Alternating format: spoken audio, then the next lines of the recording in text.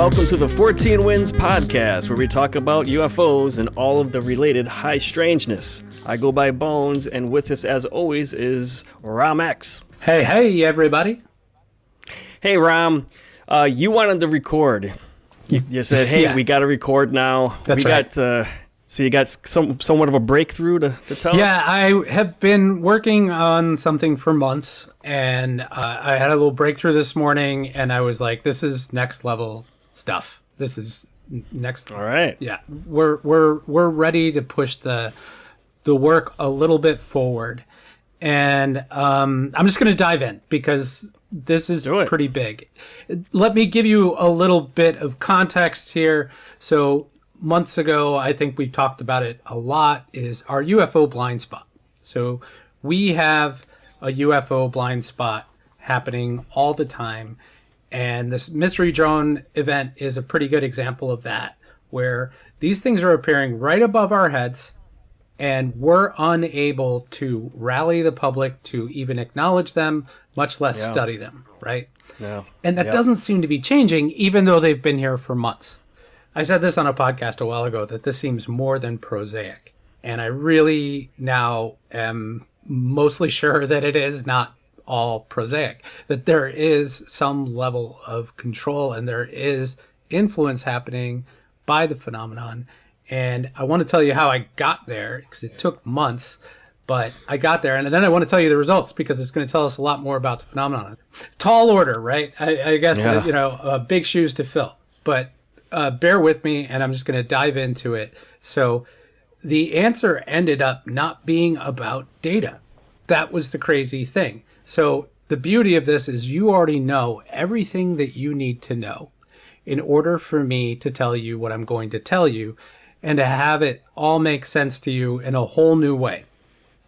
So let me give you the culprit for the UFO blind spot. It's dogma. Dogma is the culprit.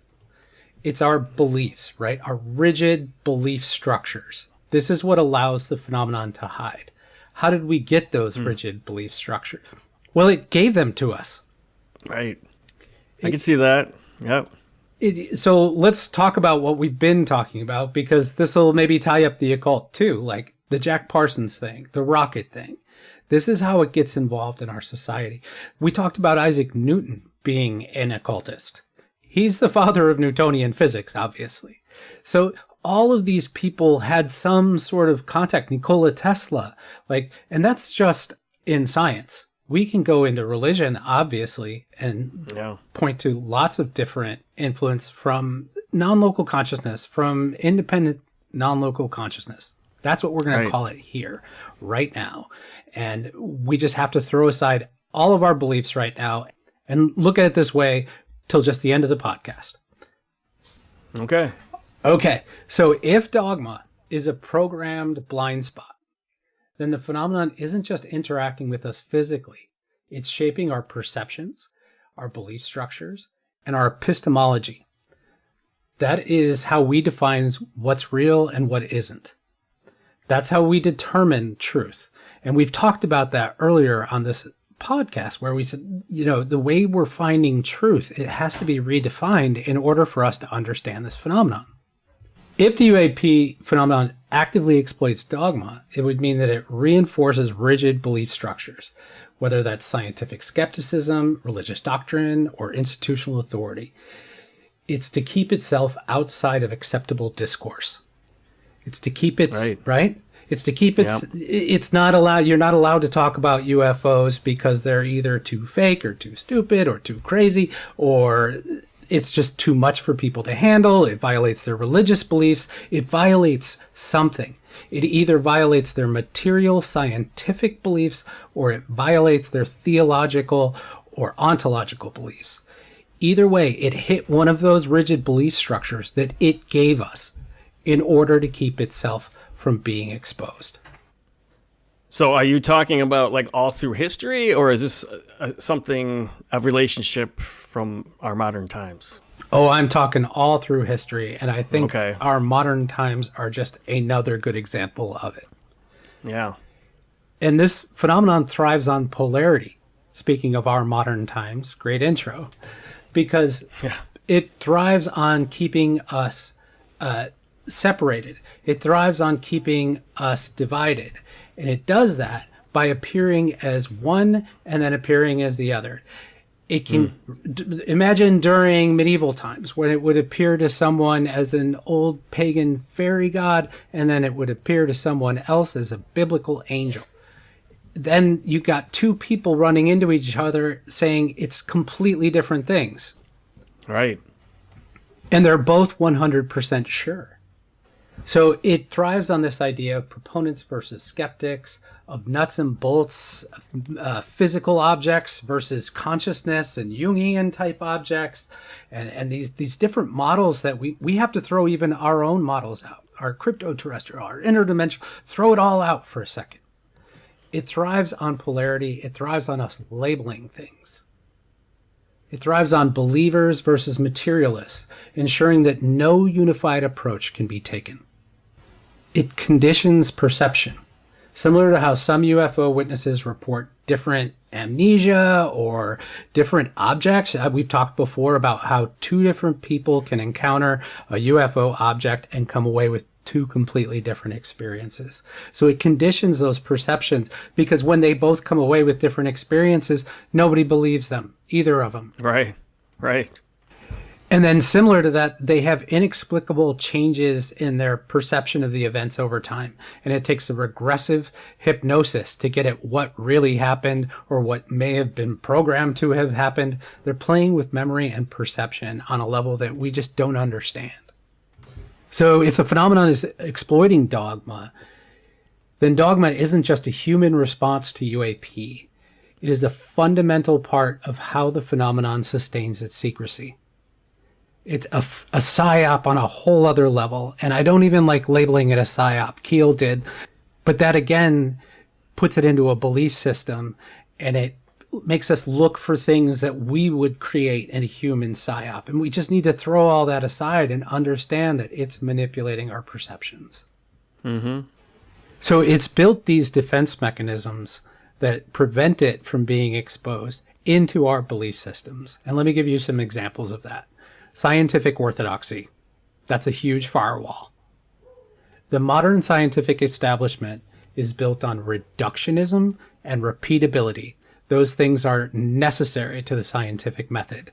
And this phenomenon has reinforced that to us. So it's made us require that as a standard of truth because it can defy it. UAP by nature appear to defy repeatability, which makes it anathema to institutional science. So what's the result of that? The phenomenon remains unstudied because it isn't allowed to be studied. There's no method to study it. The scientific method doesn't work. What's really interesting when you think about through history, when you talk about dividing the population into groups, it seems like it's. I mean, we don't know how they presented themselves in the past, but we have a reference today. That's why one of the reasons why we call them drones. We have a reference, and we're a lot more skeptical because we have things that kind of look similar, right? Man-made things. 150 years ago, how do they present themselves to create that same type of division or skepticism? Well, like I mentioned, folklore. So if you were more tied to folklore or religious folklore, then you could appear as different types of religious folklore, give different types of messages. That was the easiest way to access institutions in an entirely religious society, right? Yeah. But we changed. We became something that's more material. That didn't work anymore. So they had to start showing up in a different form that we would believe that they could pass on these messages. I see. So that became extraterrestrial. Yeah. So now that you've tied up materialists with the scientific method, you still have religion as a conceptual barrier to this. So many religions already have answers for UAP. So when they show up, and this is happening today, they say, oh, well, that's an angel or a demon. And then, the problem, we deal with this on our show all the time. And I think we just need to move past it, because the problem we have with that is that it makes it sound like the answer is already decided. It makes it Right. sound like, right? It makes it sound like Yeah. you have the remedy, you have the who, the why, the what, the where, and then the only solution is prayer. Like, I'm sorry, but that's what the phenomenon wants you to believe. So how does the remote viewing come in? Because it seems like, that's a growing topic. We talked about it on our last episode. How does that tie in? Because it seems like it's always existed, but we're becoming more conscious of it. Right. Well, the psionics, I think, tie into where they are and how they exist, because we'll get into that, because I think I have some new insights on like who they are. Okay. And maybe I sold the intro a little short. I think we have some new insights on who they are, because we're going to strip out all these beliefs and go, hey, if we look at them with none of these beliefs, what do they look like? Right. And I was able to do that with the help of a friggin' machine, because I know I can't do that. It's like me talking about Aleister Crowley and trying to be objective. I don't like him. It's not going to happen. Right. So religious doctrine is a conceptual barrier to all of this. And that's any religion. It's not just one. It's all of them. It's if you try to fit it into that paradigm, the answer is solved and you move on being a good ant on the ant farm. So any new paradigm must fit into an existing belief system, or it's rejected outright. If it doesn't fit into my purely fundamentalist biblical view, I reject it outright. Right. It doesn't exist, or it's demonic witchcraft. The end. And that prevents us from ever finding out more about them. And so this was built into the system. That's what I'm saying. Yeah. I mean, it really is a telling times. I mean, we're being able to watch what we're able to watch with this phenomenon showing up so much now. Right. It is kind of amazing to see it, and how they kind of shapeshift too, and into different forms that confuse us. And on the subject of forms, like, let's note that it's showing up as like an 8-foot commercial airliner. Right. Right. It screws it up, but it's vaguely like something that we made. Right. It's emulating us. This is what I mean by co-created. It's emulating us, and it's showing up as something familiar, but then it's doing what it wants. Right. Yeah. That's what I mean by co-created. We sort of decided the form, and then it decided what it wanted to do. Just to go back to our 3 firewalls here, if we're trying to reduce it a little bit just to communicate this. And again, reductionism is a problem here. So let's just try to reduce the blinders. We have science. That's how it did it in science. We have religion. That's how it did it in religion. Now, how does it deal with us, the populace, pop culture, and the government psyops? That's how. Hollywood movies and the images of UFOs that were shaped by Hollywood, our concept of UAP from Independence Day and E.T. and even our interdimensional concepts that get formed from our fiction, these things were all influenced. These things were allowed by a greater, more powerful intelligence. In a way, it really does seem like a psyops. You said it's not psyops, but I mean, when they're basically reacting to our thoughts. The psyop is the best analogy. Yeah. If I were, it's difficult because at the top of this, I'm saying the whole problem is things like reductionism, and repeatability being required, and then I have to reduce all this in order to communicate it. Right. It's tricky, but psyop is the best way to put this. And Keel did say that, like Operation Trojan Horse. He was like, it's a psyop. We're right in the middle of it, and this is really important for us to understand. And I'm going to get into all that later, but first I have to explain the whole conspiracy. The public image of UFOs is shaped by Hollywood, conspiracy culture, and disinformation campaigns.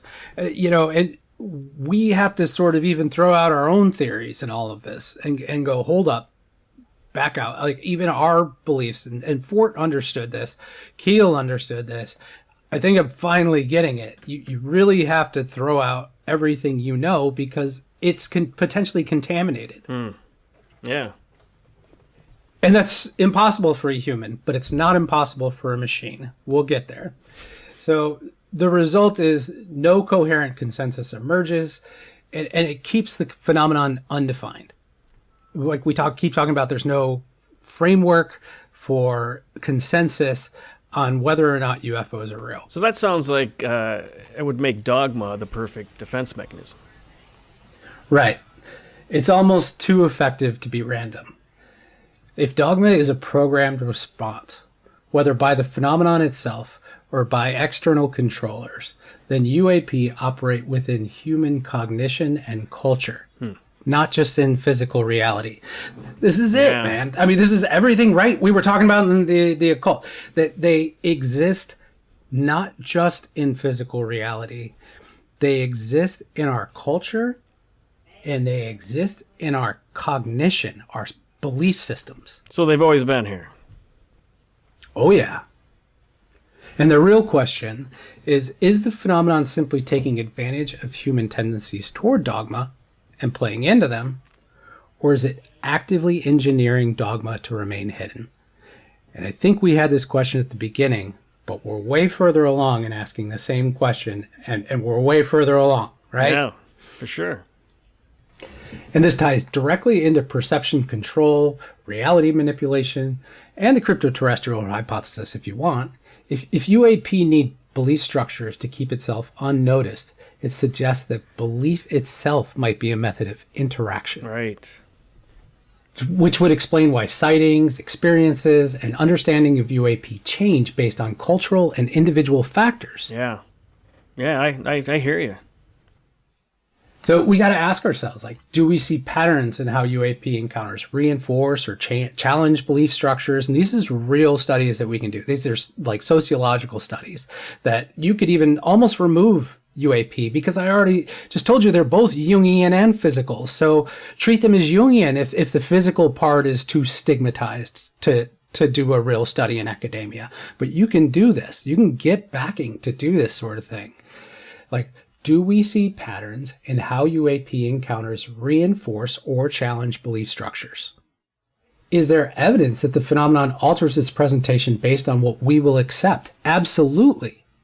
I just told you the 8 foot, 12 foot, 10 foot. I mean, we're experts on the evidence. Like, we can tell you that, of course, it's done that. You know, it didn't start appearing as flying saucers until we thought it would look like flying saucers. Yeah.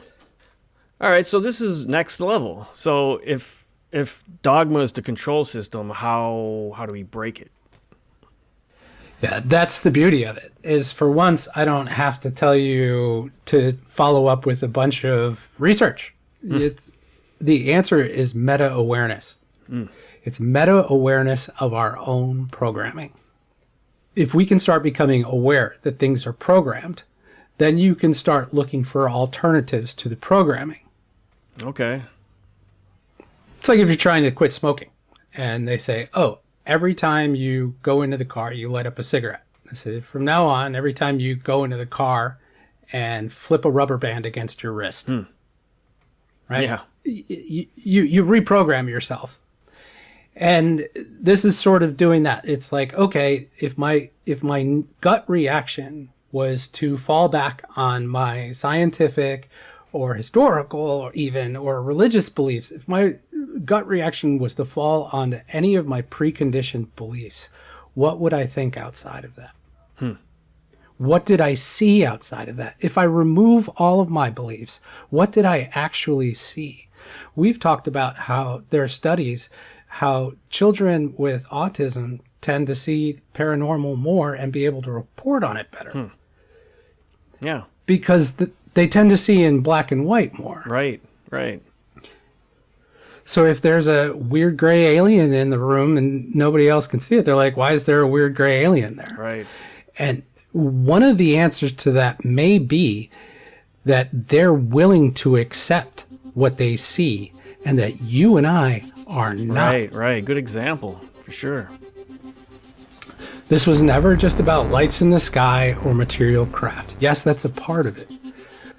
But it was always about perception management at a fundamental level. And if dogma is the perfect camouflage, then we've identified the control mechanism itself.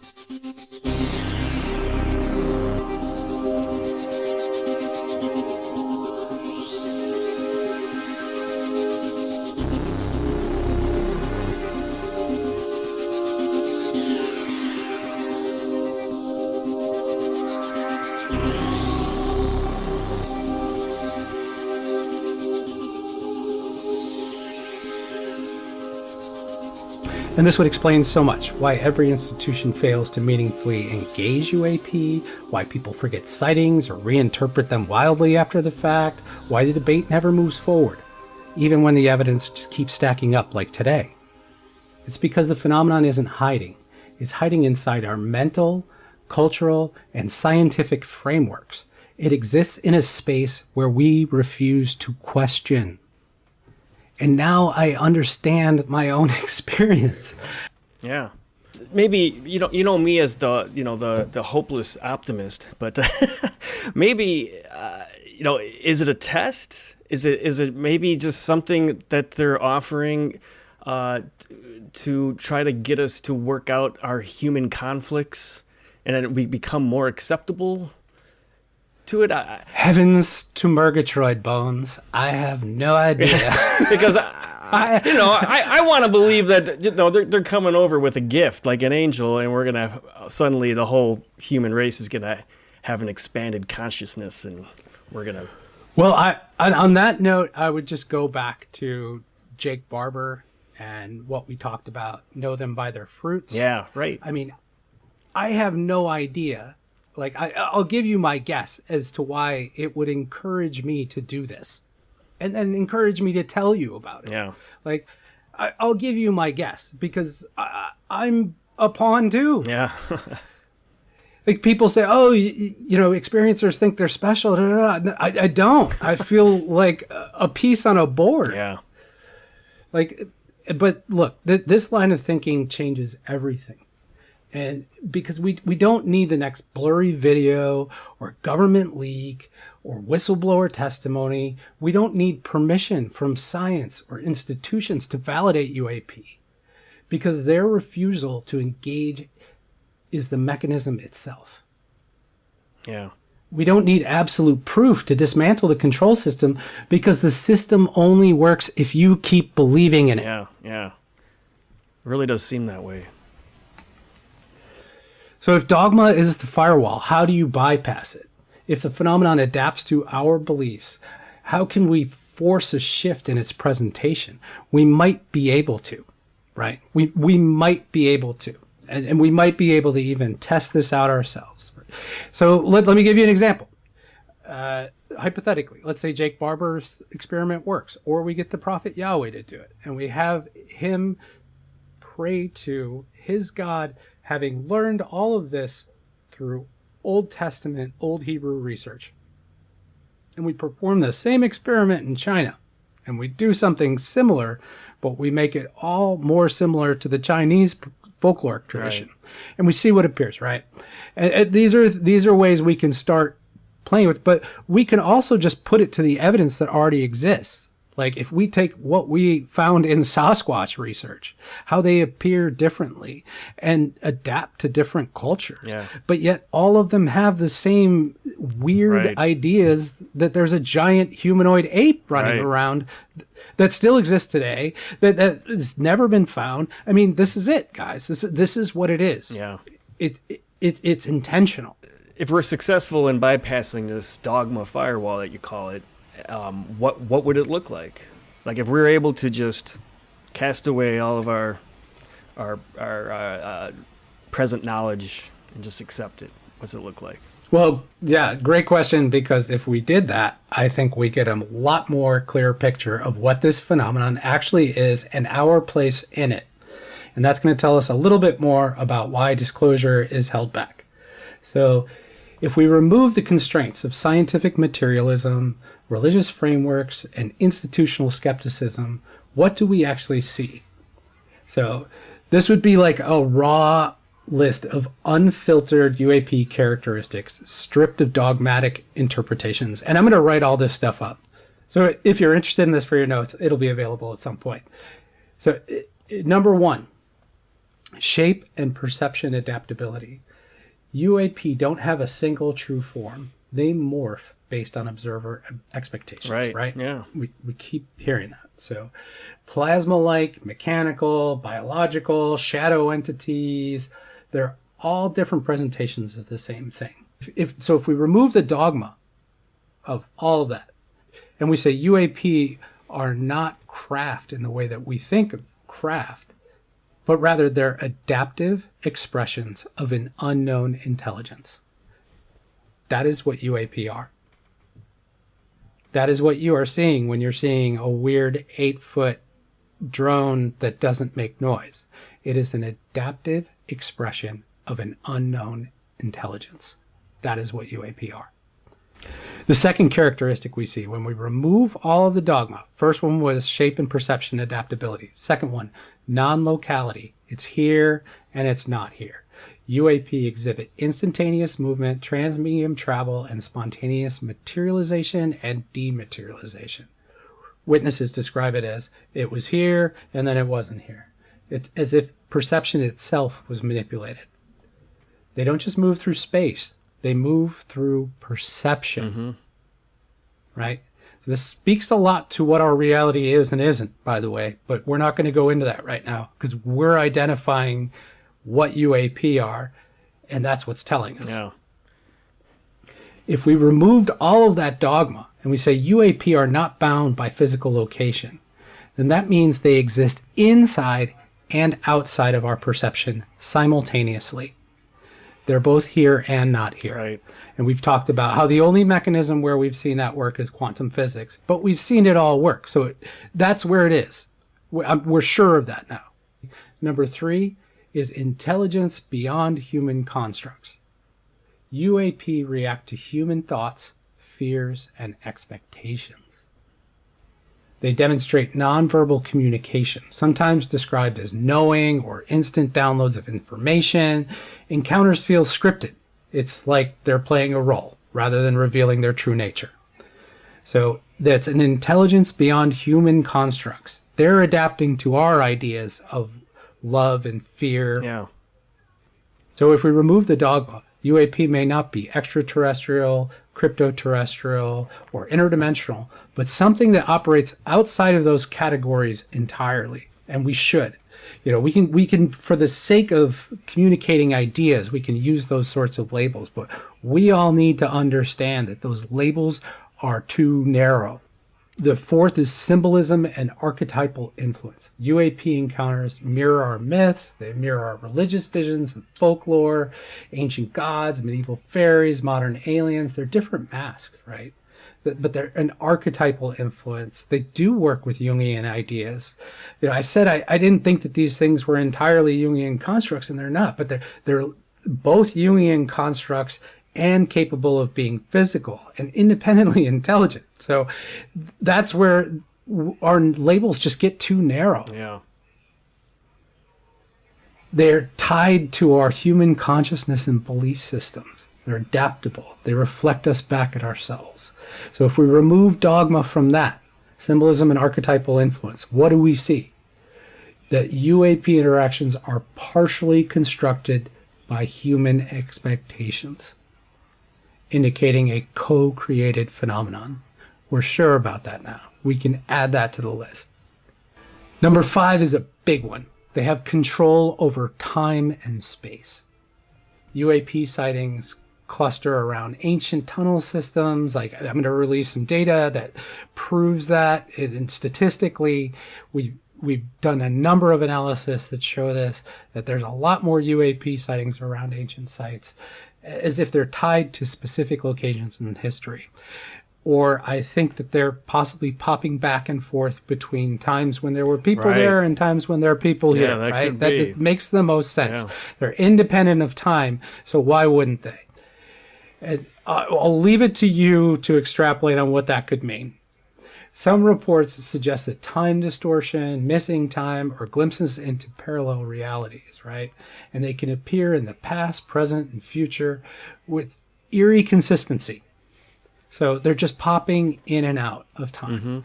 And that's possibly telling us that time is a linear system. and that they're manipulating it. So if there was a city there in the year 1000 AD that they wanted to just remove, they just removed it and it's now sand. Right, right.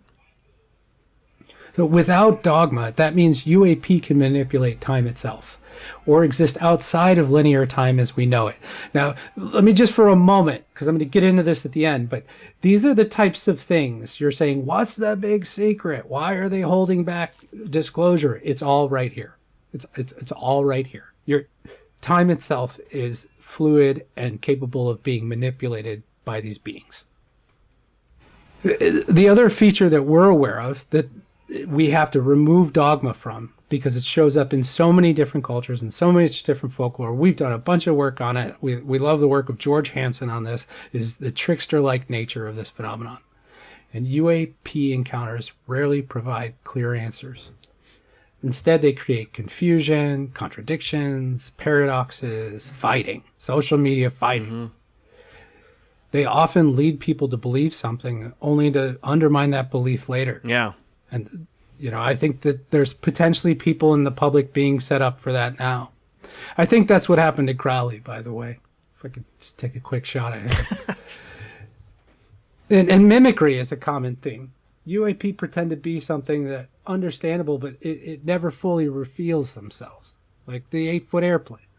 So if we remove dogma from that, UAPs are not here to disclose themselves. Don't expect disclosure. They function as an intelligence that interacts with us on shifting and unpredictable terms in order to prevent disclosure. So this latest ploy is just part of something else. And our meta-awareness of that will allow us to get closer to the truth of whatever it is. So also, it's probably part of the dogma how some experiencers feel like intense emotion. So it's not as much of a visual experience, but a really emotional experience. Would that be part of the same dogma? Absolutely, yeah. and emotion can make you dogmatic. Yeah, it could. Yeah. I feel almost dogmatic about saying this phenomenon isn't all bad because my experience wasn't all bad. And as I said it, and then Jake Barber said it later in his interview, it made the hairs on the back of my neck stand up when he said, what he felt came with emotion. Right. Because, that was a nuanced thing that I said in a moment of feeling unguarded that I felt an emotion with the experience, and that made me passionate, right? Mm-hmm. So, I could easily have been manipulated in that moment, but that's what I'm saying. We're all sort of pieces on the board here, and I can accept it. If I throw out all of my beliefs and even my own beliefs about my own experience, like that's what I would see. Yeah. Like we're all, it goes back to Fort's idea. And he really believed in the ant farm analogy. Keel in the Eighth Tower sort of took that further. I think we're taking that further, and I think we can. Yeah. And I think we can say what all of that means. So if we removed all the dogma, I told you, like all these different points where if we remove the dogma, then we have a whole new set of ideas. And now we can say, from those ideas, what does that tell us about the phenomenon? And I used a machine to help. I did my best as a human, and I used a machine to help too, so that I could ask it with my data, remove all of my bias too. What do you see here? And if we bypass the dogma, UAP are not spacecraft, they're not spirits, they're not demons, and they're not hallucinations. Here is what they are. Number one, they are adaptive, sentient expressions of an unknown intelligence. Number two, they are non-local, time-independent, and partially perception-based. Number three, they are deeply intertwined with human consciousness and belief systems. Number four, they are most interested in controlling perception than in making open contact. So those things are all super important because this would explain why disclosure never comes. And now we can talk about that. Not because someone is covering it up, but because the very nature of the phenomenon defies the reality structures we rely on.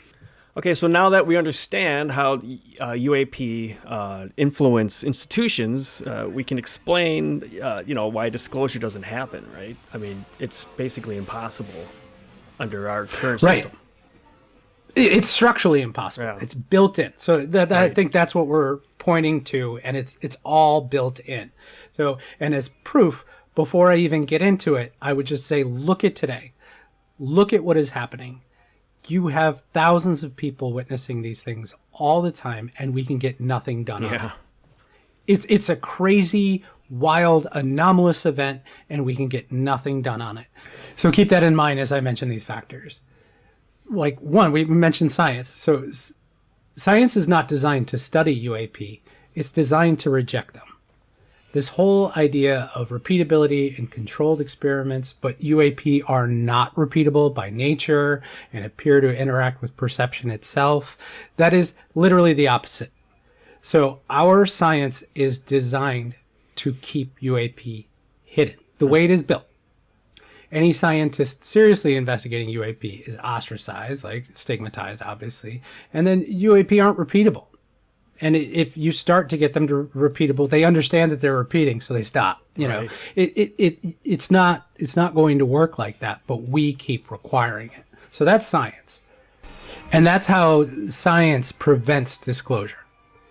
And then there's religion. And UAP would rewrite theology. There's no doubt. Every major religion has already defined the supernatural and the otherworldly. And if UAP don't clearly fit into that, they reject it. Or they redefine it to fit into their own framework. And then it's decided. The answer is done and they can move on. So religious doctrine controls what's divine and what's demonic. And UAP phenomenon have been recorded in religious texts for thousands of years, but always through a theological lens. Ezekiel's wheel, Muhammad's night journey, etc. So if disclosure occurred, religion would be forced to either assimilate UAP into their worldview or collapse. And we saw the Pope try to get ahead of that with ETs, which was weird. Right. But, that is smart, right? We said at the time. So if a non-human intelligence doesn't fit into their framework, it disrupts faith and power over billions of people. Right. And people who aren't religious, I don't think fully appreciate how impactful that will be. And many will see disclosure as a deception, as the devil, as a test of faith, or demonic intervention. And supposedly this is one conclusion to what's happening in the government right now. There are some pretty good researchers in the field that are saying that this is how the government divides on the topic, is that you have a group of religious people who do not want to disclose and consider this demonic, and you have another group that says, let's disclose it and try to understand what it is. Yeah. If we look at the evidence, that does look like what's playing out. But I'll tell you, they're all going to be looking for money. So based on what I'm saying, this isn't really, and Ford always said this isn't about IQ, right? He said, the best physicists of our time can't understand how a magician palms his cars. Right. It's not about IQ. It's not going to be about physics. It's not going to be about science. This is a shell game. And then it would destroy academia as a fundamental idea overnight. If they can bounce back and forward in time, then how can we trust history, for example? Yeah. I'm not saying we should approach it that way. We rely very much on history. I believe in experts. It's all in how you interpret this stuff and how you're going to end up going forward with it in your life.